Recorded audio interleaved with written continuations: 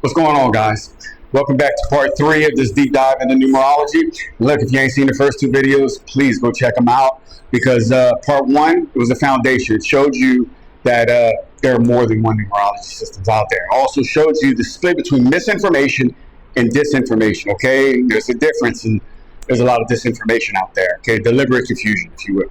Part 2, we actually took a deeper dive. I showed you the vibration and frequency of letters matter, right? Just like this in Chaldean, that's the one we went over.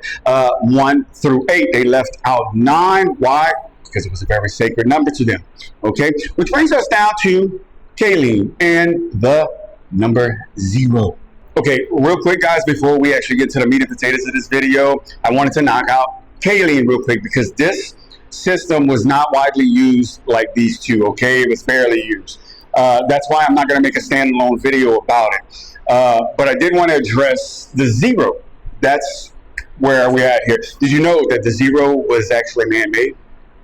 Yeah, it was not part of the original counting pattern. Remember Nikola Tesla, 369, capped off at 9, but he started at 1, right? But he figured out the 369 pattern. In between that 1 and that 9, yeah, that's where it's capped off at. So 0, anything after that 0 and double digits are kind of like added on.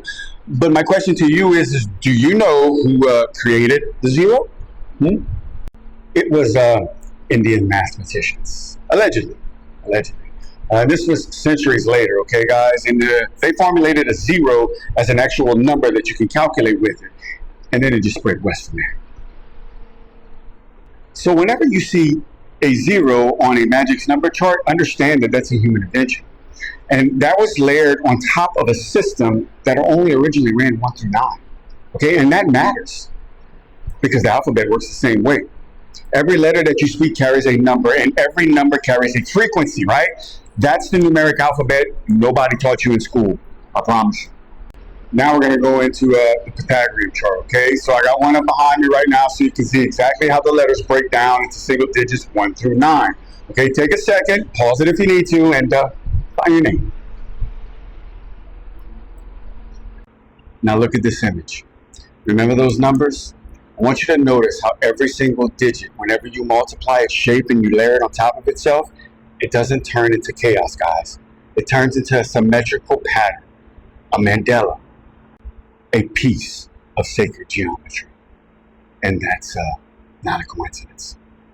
You see, that's the universe showing you that that number is structure. That number is vibration. That number is the blueprint underneath this physical reality. Yeah. And here's something very interesting I want you to look at. 666. Where does that fall under?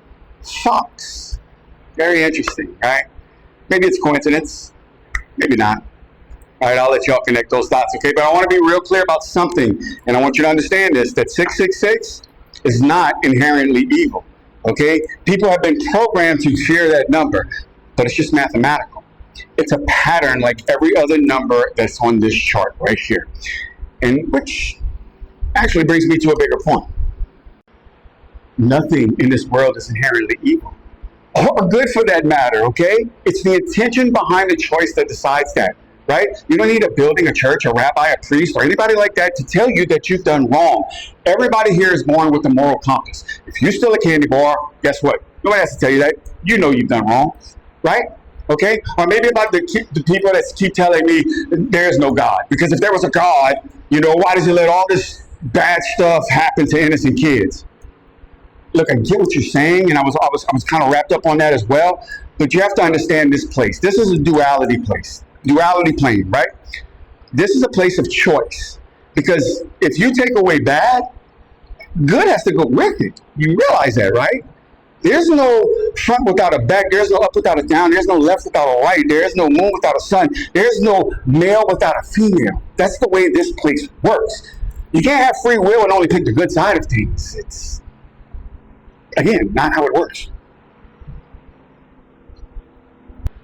So whenever you combine the numeric alphabet with these magic number patterns, you start to unlock something like a map, right? A map that connects your name, your birthday, your words even, directly to the same geometric order that actually builds galaxies, shells, flowers, reality as we know it today.